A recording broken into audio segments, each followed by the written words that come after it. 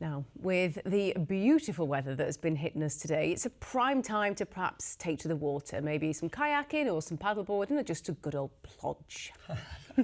What it's definitely been a good day for is sailing an historic Spanish galleon along the coast from Blyth and up the Tyne into Newcastle. And that is exactly what our correspondent Tom Barton has been doing today, and he joins us now. Well, Tom, I bet you've had a great day, haven't you?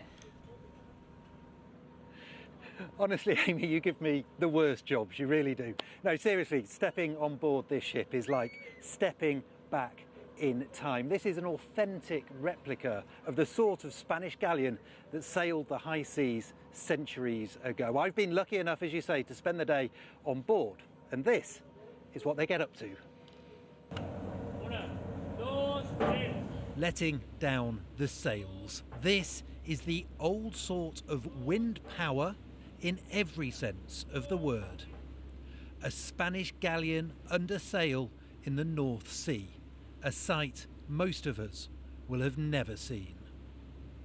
It's all in a day's work though for Captain Miguel Almanza. And you're watching the compass for your direction. It's a magnetic.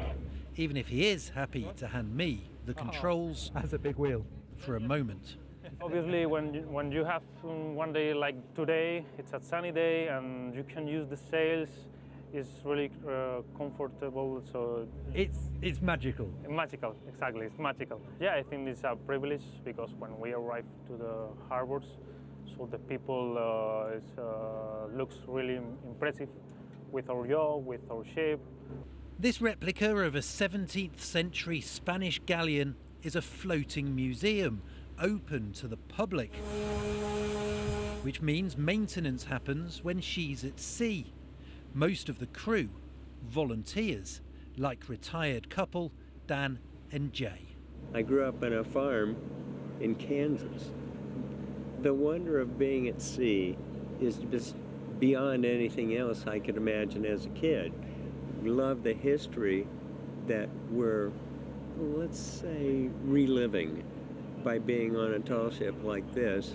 I tell particularly the kids about what their lives would have been like. You know, there's danger, there's uncertain navigation, there's terrible food, there's all kinds of uncertainties in so many ways.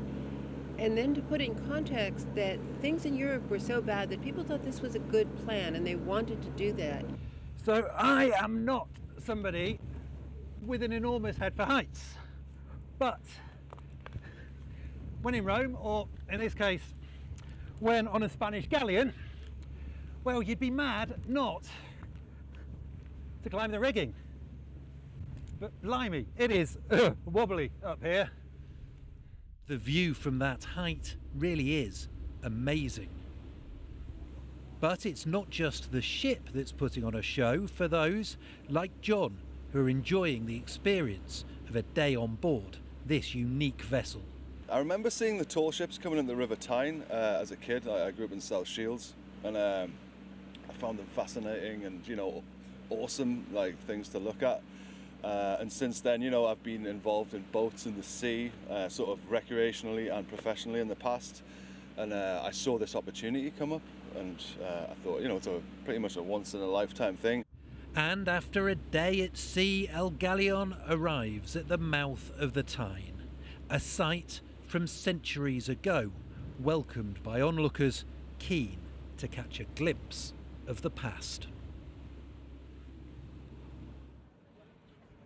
This really has been a fascinating day, and being on board and under sail is like nothing else on earth. Now, we have only just arrived here at Spiller's Quay in Newcastle. In fact, they're still tying up. They're just about to put the gangplank out. And tomorrow, that gangplank will be open to the public who can come on board and have a look around this absolutely fascinating gateway to the high seas. Tom, it looks like it's been a magical, majestic day. Thank you very much indeed, Tom Barton there, sailing the seas.